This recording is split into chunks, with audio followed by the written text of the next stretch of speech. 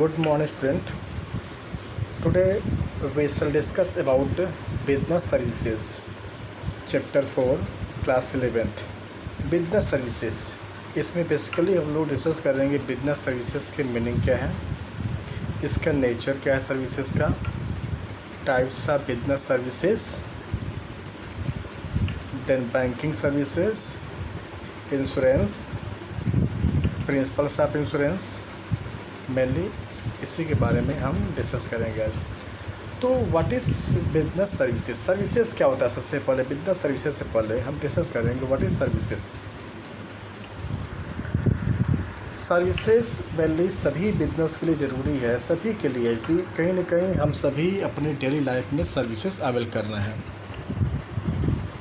Services हम avail करने के बाद जब सर्विसेज अवेल करते हैं तभी हम फील करते हैं कि सर्विसेज कैसी है। बिना अवेल किए इसके बारे में हम फील नहीं कर सकते हैं, क्योंकि सर्विसेज कोई फिजिकल फीचर है नहीं, विजिबिलिटी है नहीं, it is intangible nature. You must have at some time और other experience the effect of business activity on your life. Let us examine few example of business activity. That is purchase ice cream, CD, cassettes, etc. कोई भी कुछ खरीदते हैं तो what is common in all of them is that one is purchasing an item and other is experiencing. हम purchase करने के बाद कुछ experience करते हैं, but there is definitely difference between the item or good जो हम goods खरीदे और जो सर्विसेज हमने अवेल किया, फील किया, उसमें कहीं ना कहीं अंतर होता है। Services are those separately identifiable, essentially intangible activity. Services are basically intangible in nature. We can't see, can't touch. We can only feel. हम feel करते हैं कैसी है। That provides a satisfaction of want. हम सेटिस्फाई रहेंगे, services अच्छी है। कहीं रेस्टोरेंट पर हम गए हुए हैं, वहाँ हमने कुछ खाया, खाने के बाद हम सेटिस्फाई है, खाना अच्छा था, सब कुछ है, तो वहाँ से सेटिस्फाई रहेंगे। तभी सर्विसेज मीन्स अवेल करने के बाद ही फील करते हैं कैसी था। बिना अवेल किए सर्विसेज हम फील नहीं कर सकते हैं। टीचर कैसा पढ़ा रहा, जब तक हम सर्विसेज लेंगे नहीं, उससे पढ़ेंगे नहीं, हम तब तक अपना ओपिनियन नहीं दे सकते या फील नहीं कर सकते हैं। हम अवेल करने के बाद ही फील करते हैं। And are not necessary linked to the sale of product. A goods is physical product capable of being delivered to a purchaser.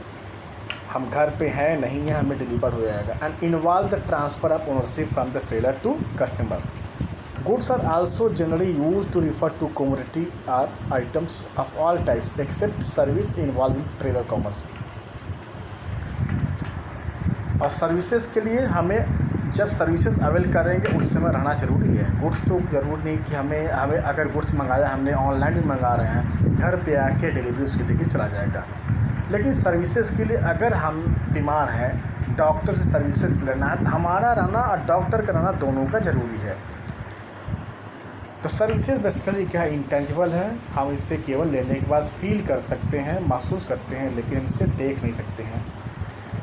There are 5 basic feature of services. Services के 5 basic features हैं। I means 5 times I means intangible. Services are basically intangible in nature. We can't see, we can only feel it. Services are intangible, they cannot be touched. They are experiential in nature. We can experience only after getting the services. तो पहला intangible हम देख नहीं सकते हैं, दूसरा inconsistent है। तो the second important features of services is that it is inconsistent in nature. Since there is no standard, जैसे कोई प्रोडक्ट है, सेम टाइप का पेन कई लोग खरीद सकते हैं, ठीक है, सेम टाइप का बुक्स कई लोग ले सकते हैं, क्योंकि उसमें एक स्टैंडर्ड है और वह स्टैंडर्ड मेंटेन रहता है। लेकिन सर्विसेज का कोई इस तरह से स्टैंडर्ड नहीं है, बिकॉज कोई फिजिकल फीचर नहीं है। सेम प्लेस से 2 लोग, सेम रेस्टोरेंट से 2 लोगों ने खाना खाया, हो सकता है एक पर्सन सेटिस्फाइड हो, एक नहीं हो। सेम डॉक्टर के पास 2 पेशेंट गए हैं, एक सेटिस्फाइड हो नहीं हो।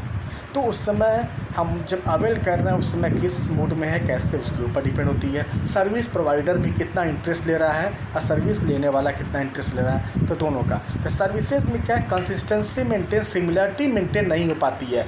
सिमिलरिटी मेंटेन नहीं इसलिए नहीं हो पाती है बिकॉज ये इंटेंजिबल इन नेचर होता है। और दूसरा मीन्स कोई स्टैंडर्ड नहीं है। स्टैंडर्ड नहीं होने की वजह से यहाँ पर सर्विसेज में सिमिलरिटी, यूनिफॉर्मिटी मेंटेन नहीं हो पाती है, जबकि गुड्स में पॉसिबल है।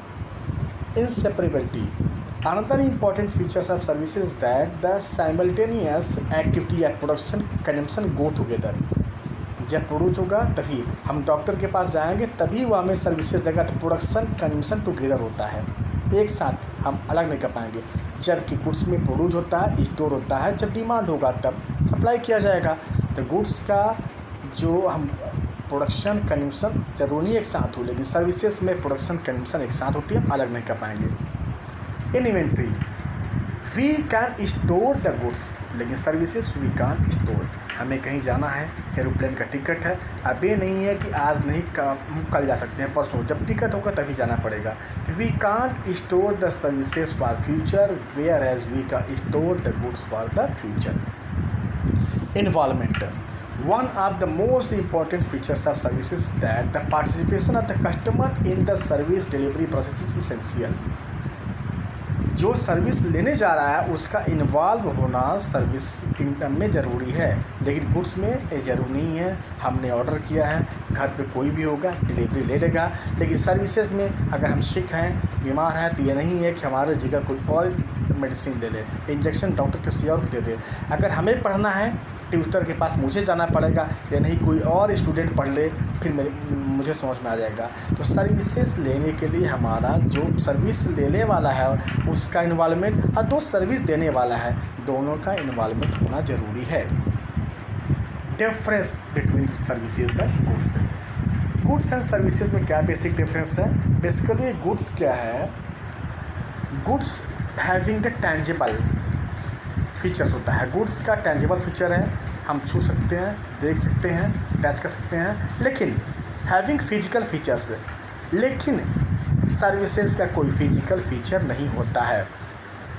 गुड्स में कंसिस्टेंसी मेंटेन हो सकती है, सर्विसेज में कंसिस्टेंसी मेंटेन नहीं होती है। तो from the above it is clear that two main difference between the goods and services that non transferability of ownership and presence of both provider as well as consumer।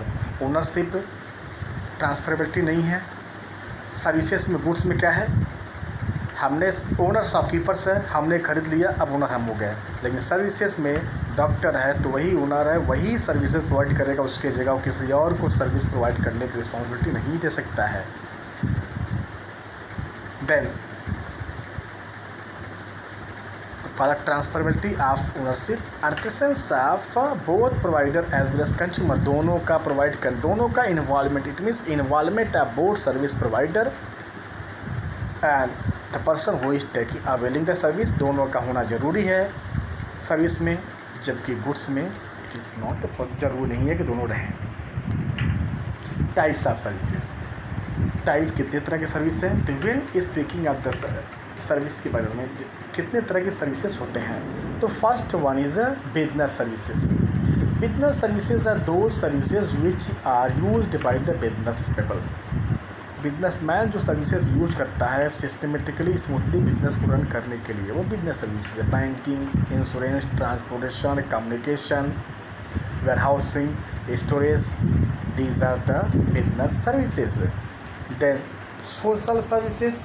Social services हुआ है, social services are those services which are generally provided voluntary in, means जो हम अपनी इच्छा से provide करते हैं society के लिए, वो सोशल सर्विस है। Personal service. Personal services are those service which are experience differently by different person. जो अवेल करता है डिफरेंट पर्सन डिफरेंट है। जैसे हम जाएंगे रेस्टोरेंट में खाने के लिए बार सैलून में जाएंगे बार्बर के पास, डॉक्टर के पास जाएंगे हम, तो पर्सनल सर्विस है। सर्विसेज क्या है? पर्सनल सर्विस, जो हर एक पर्सन को अपनी रिक्वायरमेंट होती है, वो पर्सन टू पर्सन वेरी करती है। Now banking services, business services. Basically इसमें हम बिजनेस सर्विस के बारे में डिस्कस करेंगे। तो फर्स्ट बिजनेस सर्विसेज क्या है? बैंकिंग। बैंक क्या है? सबसे पहले बैंकिंग से पहले बैंक क्या है? वह ऑर्गेनाइजेशन, वह इंस्टीट्यूशन जो मनी को डील करता है। द ऑर्गेनाइजेशन और institution which deal the money or money worth it's called bank. Means bank is that organisation which accept deposit from the public with the purpose of lending it to other. जो public से पैसा accept करे, किस लिए? दूसरों को land करने की, लोन देने के लिए, वो बैंक है। The bank clear, the bank stimulate economic activity in market by dealing in the money. It mobilize the saving of people and makes fund available to the business financing. तो public से पैसा लेकर के means bank basically हमारे saving को mobilise करता है या मूव करता है। हमसे पैसा लेगा, हम जमा करेंगे, फिर बैंक यही जो नीडी जो कंपनी जिन्हें इन्वेस्ट करने के लिए चाहिए उन्हें प्रोवाइड करता है, और उसके बदले बैंक इंटरेस्ट चार्ज करता है, कमीशन लेता है। तो now different type of banks are there. First commercial bank हो गया, कोऑपरेटिव बैंक हो गया, स्पेशलाइज्ड बैंक हो गया, सेंट्रल बैंक हो गया, commercial bank are the institute dealing in the money. They are governed by the Indian, वह bank जो इंडियन बैंकिंग रेगुलेशन एक्ट 1949 के अंतर्गत गवर्न किया जाता है, called commercial bank. Basically they accept money from the public purpose to lend it to the others. ये commercial bank है। Cooperative banks are the governed by the provision of state cooperative society act and meant essentially for providing cheap credit. एक कम से कम rate पर loan देते हैं जो members होते हैं उनको। This and important sources of rural credit, गाँव में लोगों को कम से कम इंटरेस्ट पर लोन देने के लिए इस्टेब्लिश किया गया है। अब देखो कोऑपरेटिव बैंकों की हालत ख़राब हो रही है क्योंकि इनका पर्पज़ कम से कम रेट पर लोन देना है। इसकी वजह से इनका पैसा जो है, जो पुअर लोग हैं, फार्मर है, उनको देते हैं, तो मेनली इनका पैसा जो है रिकवर नहीं हो पा रहा है। उसके वजह से बैंक धीरे धीरे लॉस में जाने लगे हैं। स्पेशलाइज्ड बैंक हुआ है जो किसी स्पेसिफिक पर्पज़ के लिए इस्टेब्लिश किया गया है, जैसे इंडस्ट्रियल बैंक, इंडस्ट्री को लोन देने के लिए, development bank, land development bank, export import bank. These are specialised bank जिन्हें किसी स्पेसिफिक पर्पज़ के लिए ही बनाया गया है। Central bank of India is the main bank. Central bank of India is the main bank, it is govern bank. Central bank of India, this is the main bank, it is govern bank, it is government bank, bankers bank. Basically जो monetary currency issue करने की right होती है वो central bank के पास होती है। The central bank of any country supervises and regulate the money supply. और मेनली यह बैंकर्स बैंक है। सभी जो कॉमर्शियल बैंक है, कॉमर्शियल बैंक की जो कॉमर्शियल बैंक होता है उन कॉमर्शियल बैंक को मॉनिटरिंग करती है सेंट्रल बैंक। और ज़रूरत पड़ने पर उन कॉमर्शियल बैंक को सेंट्रल बैंक ही लोन ग्रांट करती है। Function of commercial bank. Commercial banks perform variety of functions. Some of them are the means what are the basic function? क्या क्या बेसिक फंक्शन हमारे कॉमर्शियल बैंक परफॉर्म करते हैं? पहला, accept deposit from the public से पैसा जमा करते हैं, लेते हैं। किस लिए? दूसरों को लोन देने के लिए। चेक फैसिलिटीज़ होती है, चेक से हमारा पैसा है बैंक में निकाल सकते हैं। रेमिटेंस ऑफ फंड, एक जगह से दूसरे जगह तक फ़ंड ट्रांसफ़र करते हैं। और भी तरह की बैंक फैसिलिटीज़ है, जैसे लॉकर फैसिलिटीज़ वगैरह हमें कॉमर्शियल बैंक प्रोवाइड करते हैं। E banking, internet banking, electronic e banking means electronic banking. Electronic banking क्या है कि आज हम 24 hour 7 days in week regular जब चाहे तब हम बैंकिंग सर्विसेज प्रोवाइड कर सकते हैं। E banking means 24 hours 364 days we can get service from through the e banking. So the growth of internet and e-commerce is dramatically changing the life of people. With the World Wide Web and e-commerce transferring the world into digital global village. आज घर बैठे हम banking services avail कर सकते हैं through the electronic mode. सबकी हमारे पास online banking है। ऑनलाइन बैंकिंग नहीं है तो बहुत सारे ऐप है जहाँ से बैंकिंग ट्रांजेक्शन परफॉर्म कर सकते हैं। Benefit of E banking provides 24 hour 365 days we can get service. Customer can make some of the permitted transaction from this. It inculcates sense of financing discipline. हम हमेशा अपना balance check कर सकते हैं, तो एक तरह से फाइनेंसिंग डिसिप्लिन भी होगा। Now next one, insurance. Insurance क्या है? Insurance basically it is contract between two people. Contract between two in which one is insurance, other one is insured. Contract between two parties in which one is insurer, other one is insured. Insured who is going to insured means वह person जो अपने risk को cover करना चाहता है। और and insured paid a definite sum of amount known as premium to the insurer. In lieu of that premium insurer is legally entitled to compensate the loss of insured. Insured एक definite sum pay करता है premium, उसी premium के बदले insurer जो होता है कुछ रीज़न है जिनकी वजह से लॉस होगा तो उस लॉस को कंपनसेट करने के लिए वह एग्रीड हो जाता है। The insurance is divide by which the loss likely to cost by an uncertain event is spread over. Insurance क्या है? इंश्योरेंस कंपनी अपने पास से पैसा नहीं लेती है।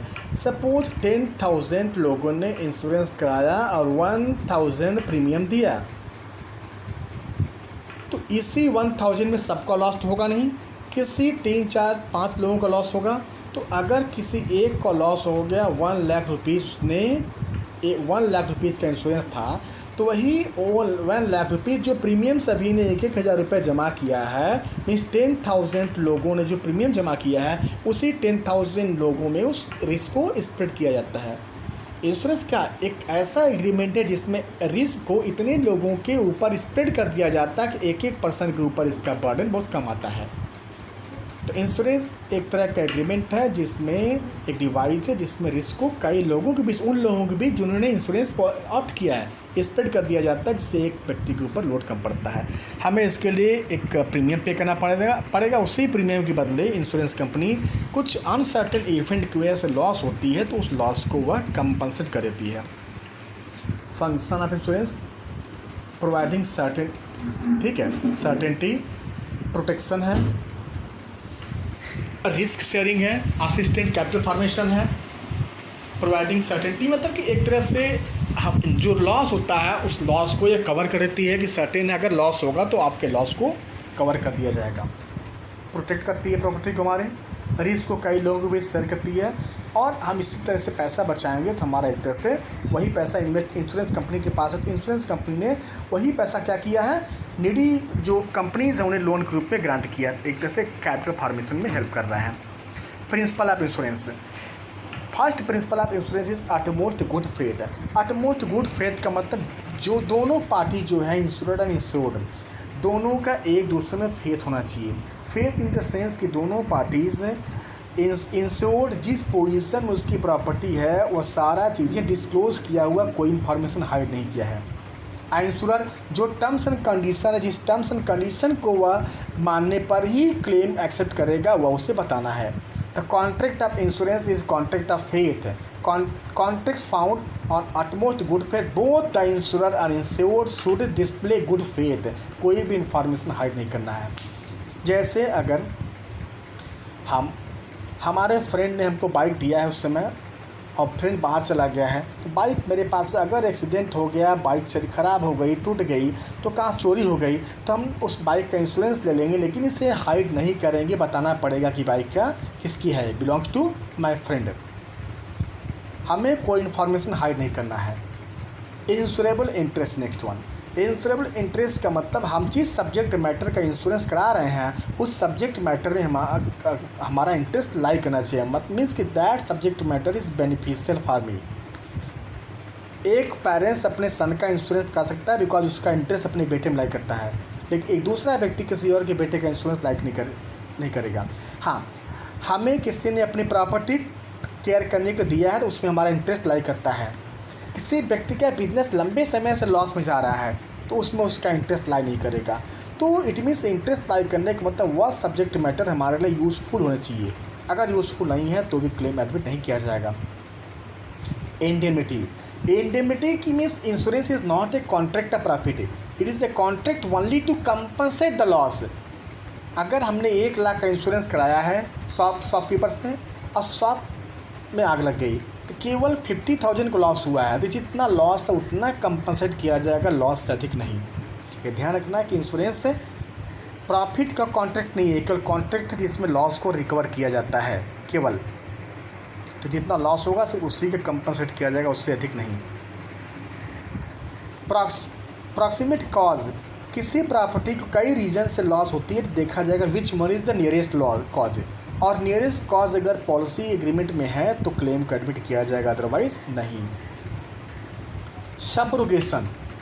Subrogation it refers to right of insured to stand. Subrogation simple क्या मत मीन्स कि अगर हमारी बाइक है, मैं एक एग्जांपल समझा रहा हूँ, हमारी बाइक चोरी हो गई, हमने इंश्योरेंस कंपनी से क्लेम ले लिया, फिर वही फ्यूचर में बाइक मिल गई तो उस जो मिली हुई बाइक है उस पर हमारा राइट नहीं है, उस पर इंश्योरेंस कंपनी का राइट है। तो after admitting the claim right of the ownership of property passes from insured to insurer. जब क्लेम एडमिट हो गया तो जो पहले वाले प्रॉपर्टी है उस पर ओनरशिप राइट इंश्योर्ड से इंश्योरर को ट्रांसफ़र हो जाएगा। कंट्रीब्यूशन मतलब अगर हमने अपनी बाइक का इंश्योरेंस 3-4 कंपनियों से लिया है तो यह insurance is not a contract of making profit. Suppose हमने हमारी बाइक 1 लाख रुपए की है, हमने किसी एक कंपनी से 60,000 का कराया, दूसरी से 40,000 का कराया, उसकी वैल्यूएशन, बाइक चोरी हो गई, तो अब दोनों कंपनी जो है 6:4 का रेशियो बना लेंगे, 3:2 में उस लॉस को रिकवर कर लेंगे। 1 लाख का जो लॉस है, 1 लाख का जो लॉस है, 3/5 देगी एक कंपनी, 2/5 देगी एक कंपनी, तो दोनों कंपनी मिल करके उस रिस्क को कंट्रीब्यूट कर लेंगी, कंबाइंड रूप से शेयर कर लेंगी। तो ये प्रिंसिपल ऑफ कंट्रीब्यूशन इंडेमनिटी ये लाइफ के लिए एप्लीकेबल नहीं होता है, लाइफ में हम जितना पॉलिसी लेंगे सब जगह से मिलेगा, लेकिन फायर वगैरह मरीन इंश्योरेंस इन सब में एप्लीकेबल होता है। मिटिगेशन का मतलब होता है अगर हमारे प्रॉपर्टी का लॉस हुआ, कहीं आग लगा, तो हमारा पहला स्टेप है उस रिस्क लॉस को कम से कम मिनिमाइज करने का प्रयास करना, इमीडिएटली फायर ब्रिगेड को फ़ोन करना है। Means our first step is to try to minimise the loss. This principle state that it is the duty of insurer, अब ठीक है, duty of the insured to take reasonable step to minimise the loss of damage. जो damage होती है, जो loss होती है, उसका पहला प्रयास के नुकसान को कम से कम करें। टाइप्स ऑफ इंश्योरेंस है life insurance, fire insurance, marine insurance है। Okay, thank you friend.